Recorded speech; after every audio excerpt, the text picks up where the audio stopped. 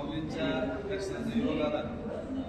प्रवरा नदीच्या तीरावर माऊलींचं हे ध्यान मंदिर आणि याच ठिकाणी माऊलींनी सच्चिदानंद बाबांच्या माध्यमातून भगवद्गीतेवर टीका करून ज्ञानेश्वरीची निर्मिती केली.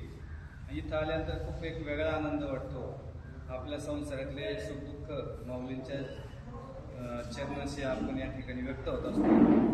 आयुष्यात आलेले चांगले गोड अनुभव माऊलींना या ठिकाणी येऊन सांगितल्यानंतर बरं वाटतं आणि इथून जाताना एक वेगळी ऊर्जा मिळते. समाजात वावरताना आपल्याला एक वेगळा आनंद मिळतो. माऊलींचा आशीर्वाद घेऊन चांगली बुद्धी मिळते. माऊलींच्या या श्रावणामध्ये आमचे बंधू इथं निवासाला ड्युटीला असतात आणि त्यांचाही सहवास आम्हाला मिळतो. इथं आल्यानंतर मनामध्ये एक सात्विक भाव निर्माण होतो.